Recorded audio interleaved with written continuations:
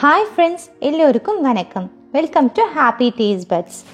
இன்றைக்கி நம்ம happy taste பட்ஸில் பெங்களூர் உடுப்பி ஹோட்டல் ஸ்டைல் சாம்பார் எப்படி செய்யுதுன்னு பார்க்கலாம்.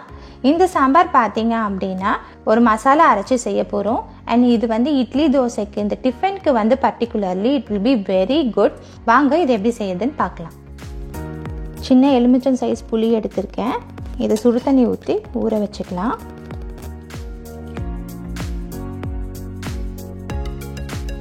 அரைழாக்கு பருப்பு 2-3 வாட்டி வாஷ் பண்ணிவிட்டு எடுத்துகிட்டு வந்துடலாம். இந்த பருப்பு கூட ஒரு சின்ன கப்பு நான் பம்கின் சேர்க்குறேன். This is optional. நீங்கள் வேறு ஏதாவது காய் சேர்க்கிறதா இருந்தால் வதக்கும் போது சேர்த்துக்கோங்க. எந்த கப்பில் பருப்பு எடுத்தீங்களோ அதில் 3 டைம்ஸ் தண்ணி சேர்த்து வேக வச்சுக்க போகிறேன். இதை நல்லா ஒரு 5 to 6 விசில்ஸ் வச்சு நல்லா குழைய வேக வச்சு எடுத்துக்கலாம். இப்போ மசாலா பேஸ்ட்டு அரைச்சிக்கிறதுக்கு என்னென்னலாம் சேர்த்து வதக்கணும்னு பார்த்துக்கலாம்.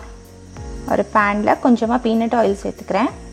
1 டேபிள் ஸ்பூன் அளவுக்கு கடலைப்பருப்பு, 1 டேபிள் ஸ்பூன் தனியா, 3 பெடிகே சில்லி, 3 நார்மல் சில்லி சேர்த்துருக்கேன், ஒரு சின்ன துண்டு பட்டை, அண்ட் இது கூட 1/2 டீஸ்பூன் சீரகம். இதை நல்லா வறுத்து எடுத்துக்கலாம். அண்ட் பருப்பு நல்லா செவந்து வந்ததுக்கப்புறமா ஒரு 1/4 மூடி தேங்காய் துருவினது இதையும் சேர்த்து வதக்கிக்கலாம்.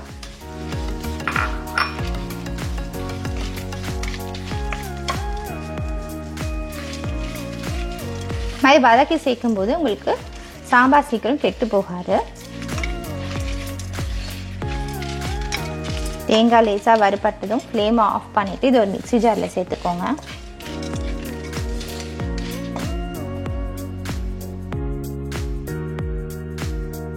இப்போ சேம் கடாயில் 1 டீஸ்பூன் அளவுக்கு எண்ணெய் சேர்த்துக்கலாம். எண்ணெய் சூடானதும் ஒரு 4-5 சின்ன வெங்காயம் அண்ட் இது கூடவே 2 மீடியம் சைஸ் தக்காளி ஃபைனாக சாப் பண்ணுது, இது 2த்தையும் சேர்த்து நல்லா சாஃப்டாக இது குக் ஆகிற வரைக்கும் வதக்கி எடுத்துக்கலாம். தக்காளி வெங்காயம் நல்லா சாஃப்டாக வதங்கிருச்சு. இதை ஆறுனதுக்கு அப்புறமா நம்ம ஆல்ரெடி வதக்கி எடுத்து வச்சுருந்த தனியா மிளகாவோட சேர்த்து நம்ம இதை அரைச்சி எடுத்துக்க போகிறோம். நம்ம ஆல்ரெடி மிக்ஸி ஜாரில் தேங்காய் தனியா காஞ்ச மிளகாலாம் நம்ம வதக்கி வச்சுருக்கோம். இதை ஃபஸ்ட்டு லேசாக கிரைண்ட் பண்ணி எடுத்துகிட்டு அதுக்கப்புறமா அந்த தக்காளி வெங்காயத்தை நம்ம சேர்த்து ஒரு பேஸ்ட்டாக அரைச்சி எடுத்துக்கலாம். இந்த மாதிரி ஒரு கோர்ஸாக அரைச்சிடுங்க ஃபஸ்ட்டு. அப்போ தான் எல்லாமே நல்லா ஃபைனாக ஸ்மூத்தாக அரைப்படும். அதுக்காக இந்த ஸ்டெப் பண்ணுறோம். இப்போ இதோடு சேர்த்து நம்ம இந்த வெங்காயம் தக்காளியும் சேர்த்து அரைச்சிக்க போகிறோம். தண்ணி தேவைப்பட்டதுன்னா கொஞ்சமாக சேர்த்து அரைச்சிக்கோங்க. இந்த அளவுக்கு ஸ்மூத்தாக அரைச்சி எடுத்துக்கோங்க. இது அப்படியே இருக்கட்டும் சைடில். இந்த மீன் டைம் நம்ம இந்த புளியை கரைச்சி ரெடியாக எடுத்து வச்சுப்போம்.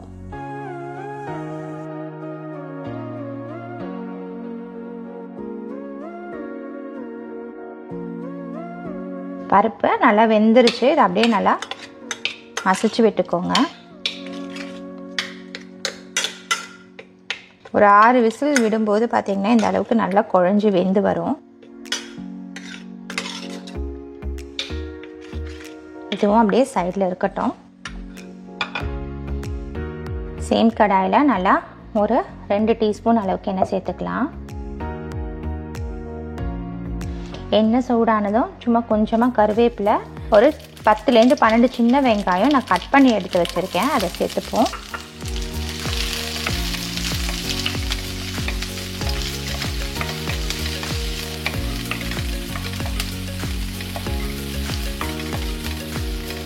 இந்த வெங்காயத்தோடையே ஒரு சின்ன கேரட் கட் பண்ணியிருக்கேன், இதையும் வதக்கிக்கலாம். நீங்கள் எந்த வெஜிடபிள் வேணாலும் உங்கள் சாய்ஸ்க்கு இந்த ஸ்டேஜில் வதக்கிக்கோங்க.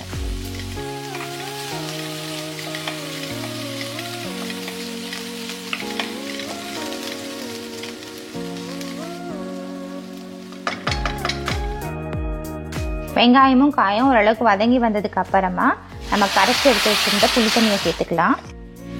இது கூட ஒரு 1/2 டீஸ்பூன் மஞ்சள்தூள், 1 ஸ்பூன் அளவுக்கு வெல்லம் அண்ட் இது கூடவே 1 டீஸ்பூன் அளவுக்கு ஒயிட் சுகர், இதையும் சேர்த்துக்கோங்க.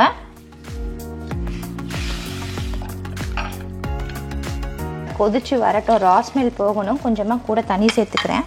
இந்த ஸ்டேஜில் இந்த டிஷ்ஷுக்கு தேவையான உப்பும் சேர்த்துடலாம். 1/4 டீஸ்பூன் அளவுக்கு நான் வந்து கல்லுப்பு சேர்க்குறேன்.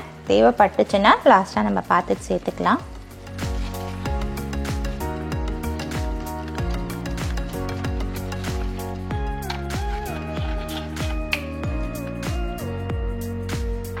இது நல்லா தளத்தளன்னு கொதிக்க ஆரம்பிச்சிருச்சு. இந்த ஸ்டேஜில் நம்ம அரைச்சி எடுத்து வச்சுருக்க மசாலாவை சேர்த்துப்போம்.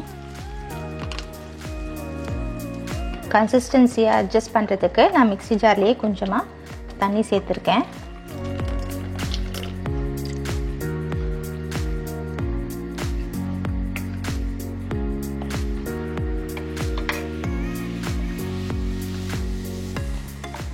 இப்போ நான் ஓவராலாக ஒரு 250 ml கப்பில் 1 கப்பு தண்ணி மிக்ஸி ஜாரில் எல்லாமே சேர்த்து நான் அதில் சேர்த்துருக்கேன். இது நல்லா கொதித்து வரட்டும்.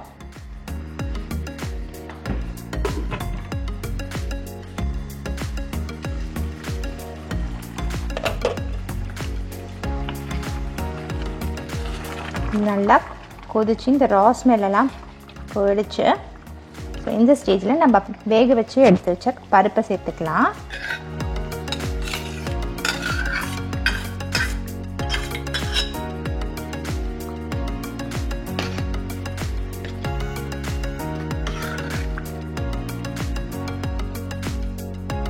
நல்லா 1/2 டம்ளருக்கு நான் தண்ணி சேர்க்குறேன். இது கன்சிஸ்டன்சி அட்ஜஸ்ட் பண்ணுறதுக்கு தான். ஸோ நீங்கள் கன்சிஸ்டன்சி அட்ஜஸ்ட் பண்ணுறதுக்கு உங்களுக்கு எவ்வளோ தேவைப்படுதோ அந்த அளவுக்கு சேர்த்துக்கோங்க.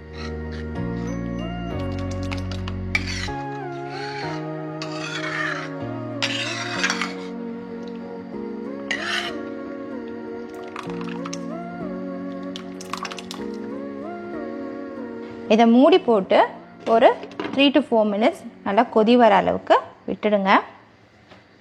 இப்போ சாம்பாருக்கு ஒரு தாளிப்பு கொடுத்துடலாம். இது நீங்கள் கீலியும் தாளிக்கலாம். நான் இன்றைக்கி பீனட் ஆயிலே சேர்க்குறேன். 1 டேபிள் ஸ்பூன் அளவுக்கு ஆயில் சேர்த்துக்கோங்க. எண்ணெய் சூடானதும் தாளிக்கிறதுக்கு கொஞ்சமாக கடுகு,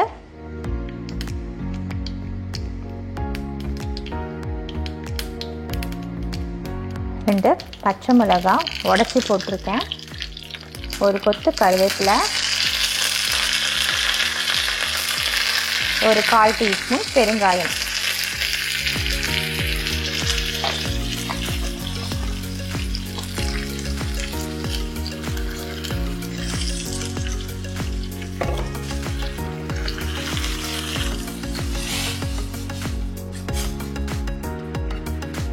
சாம்பாரில் சேர்த்துருங்க.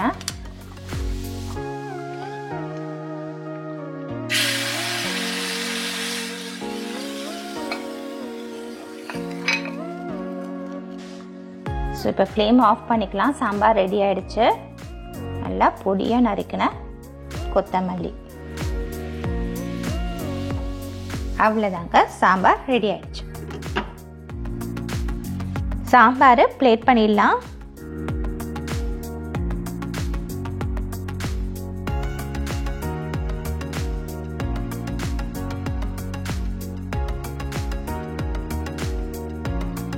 இந்த சாம்பார் பார்த்தீங்க அப்படின்னா நான் சொன்ன மாதிரி இட்லி தோசையோடலாம் சூப்பராக இருக்கும்.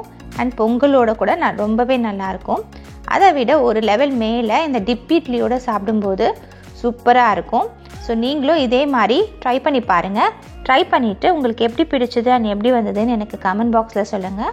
இந்த ரெசிபி உங்களுக்கு பிடிச்சிருந்துச்சுன்னா லைக் பண்ணுங்கள், ஃப்ரெண்ட்ஸ் அண்ட் ஃபேமிலிக்கு ஷேர் பண்ணுங்கள், நம்ம சேனலுக்கு சப்ஸ்கிரைப் பண்ணுங்கள், கூடவே பெல் ஐக்கானையும் ப்ரெஸ் பண்ணிவிடுங்க. தேங்க்யூ.